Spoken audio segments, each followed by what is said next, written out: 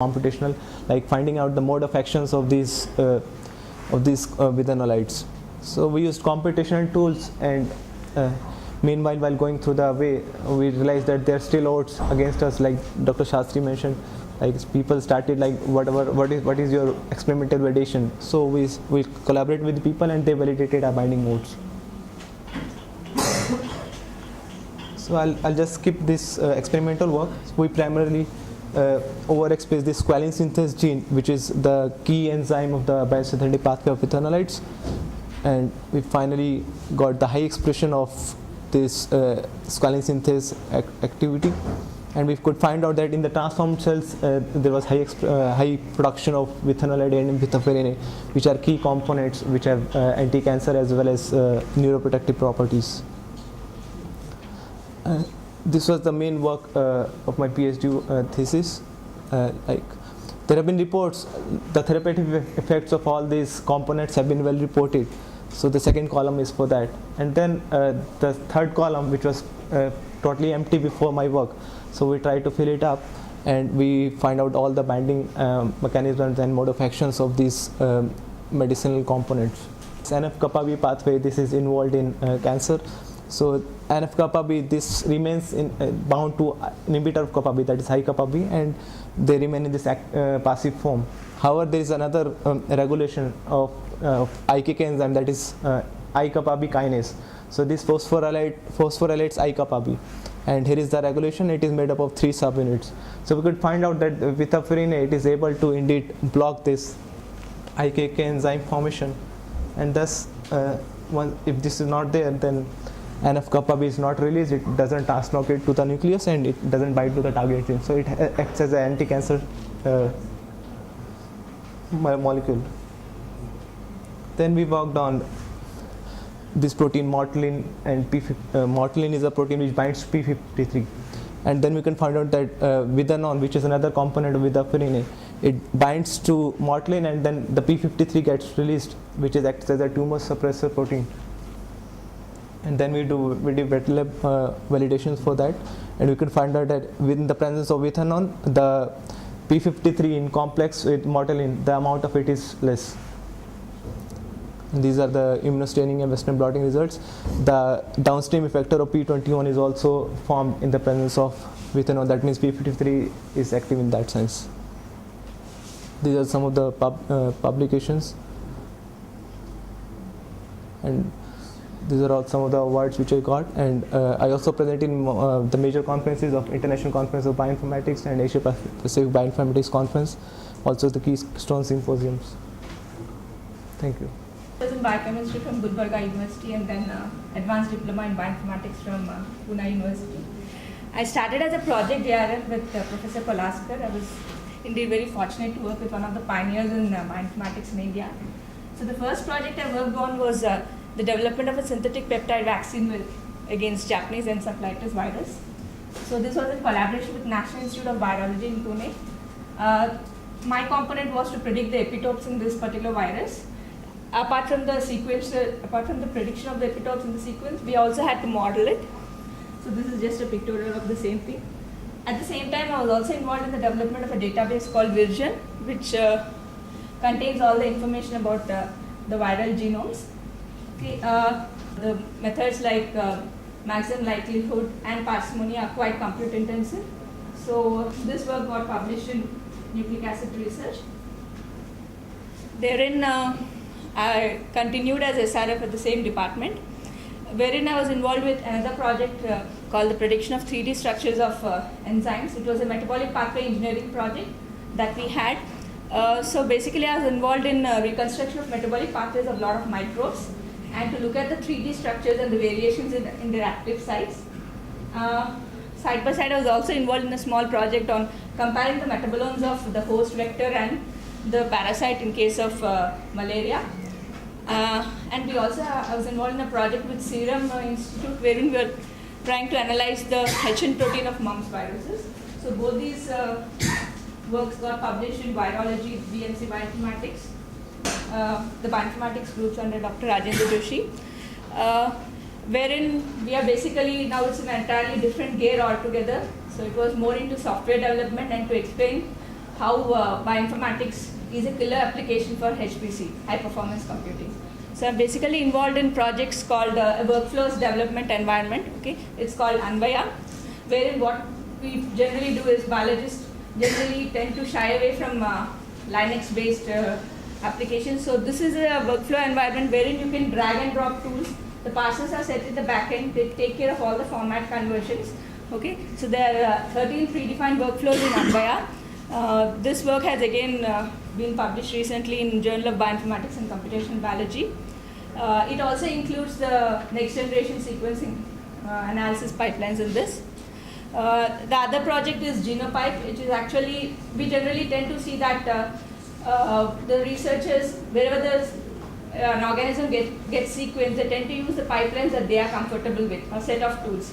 So this sort of introduces a lot of discrepancies. So if I were to compare all Salmonella genera together, so if one Salmonella genus gets sequenced from one lab, the set of tools they are going to use is going to be different from others.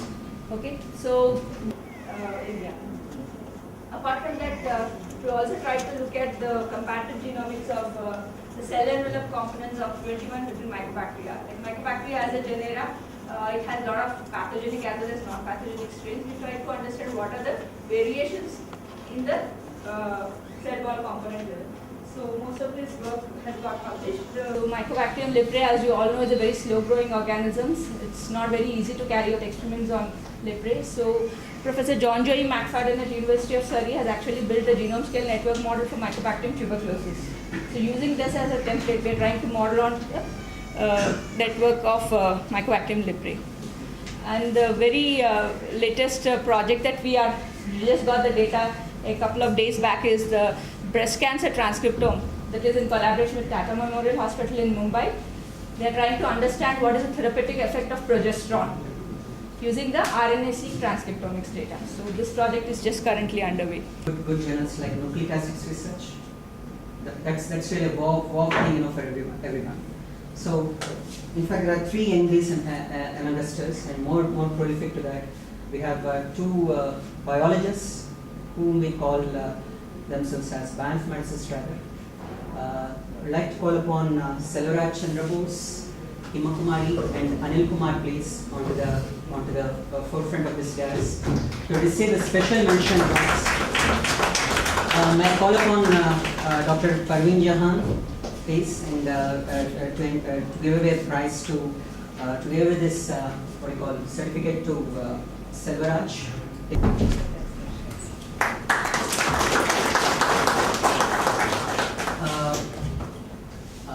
Anil please.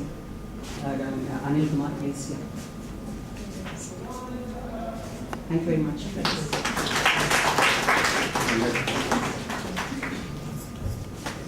And Dr. Dawani Prakash Reddy please to give a award to Hima Kumari. You can just give it please.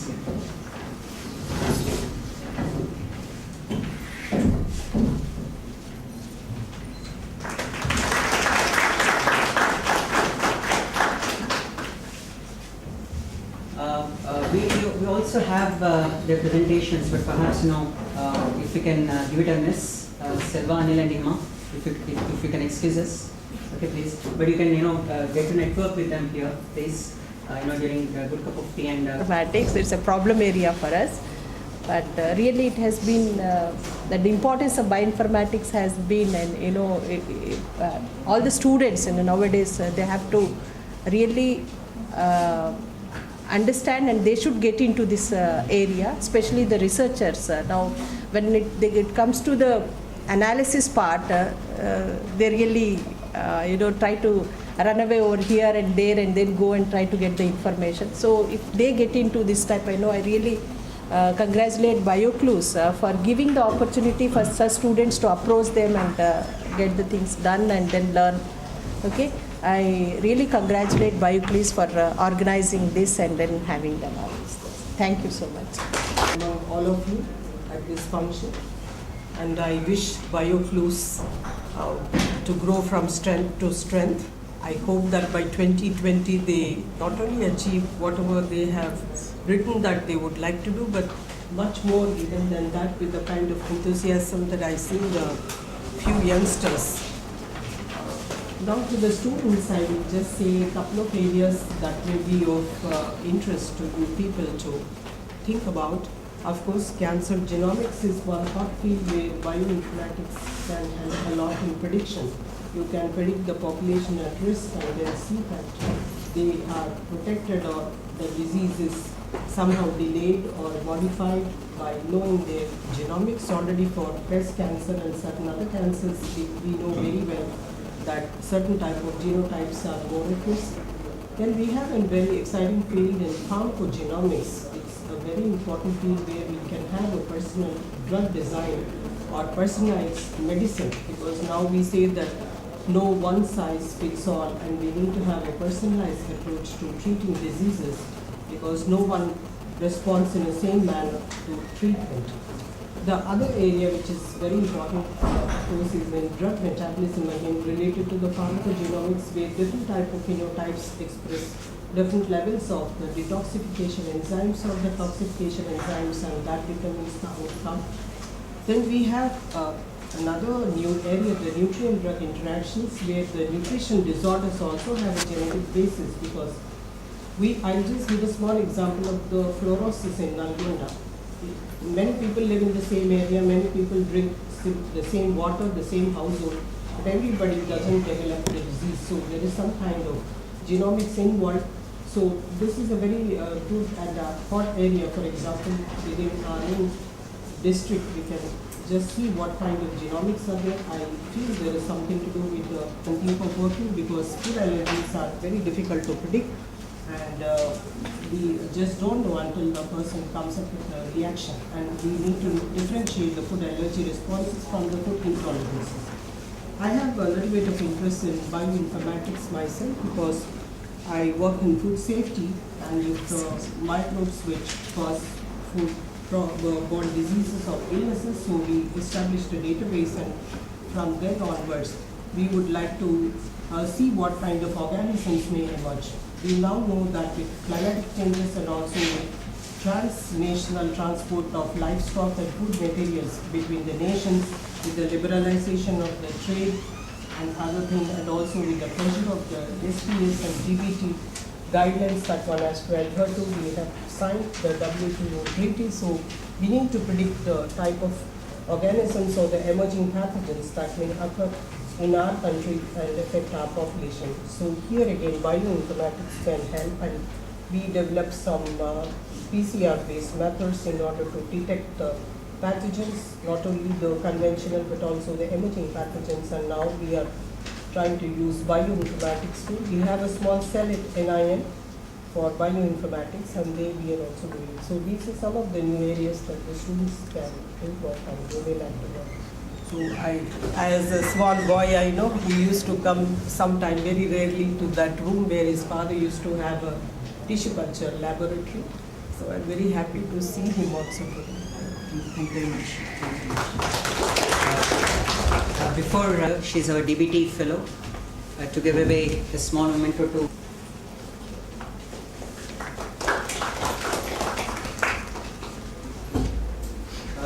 in the last few years. Actually, the main problem in biology is we are trying to understand the organisms by looking at the variation. All these years, biologists were trying to generate data by experimentally and then use the bioinformatics at the end for analysis. But it's changing now.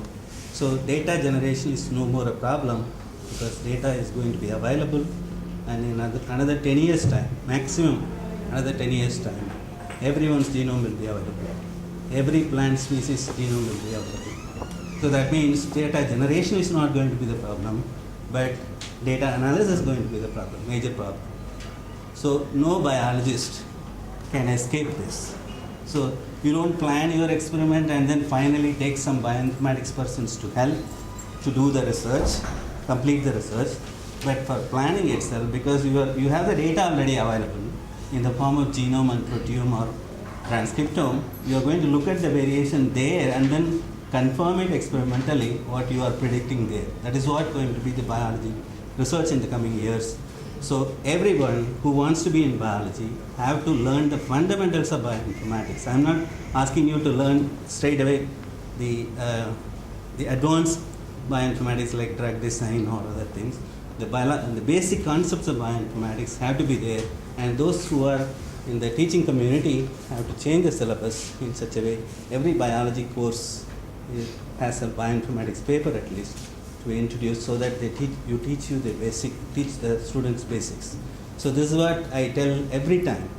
I often repeat this in the students because they are worried what they will do with biology and so on. So future is very bright for biology students, and because so much of data is coming and everything is transforming. In another 10 years, everything is transforming, and not only in human science but also plant science, animal science. We start with genome or transcriptome or proteome and then move to experiments.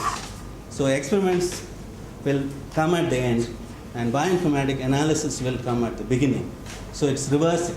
So this has to be understood. So as Bioclues was telling that, Prasant was telling, there was unusual hype in the 2000 about bioinformatics. It was a little premature hype, especially in Hyderabad, about bioinformatics, and then it has just come down now. Actually, it should be hyped now, not. It's a real time for hyping bioinformatics, because every biologist need to know bioinformatics. So all the diagnostic centers, hospitals, everywhere, bioinformatics is needed. I'm talking about human science. Every laboratory working in biology needs bioinformatics, because data generation is no more biologist's job. So it is technical.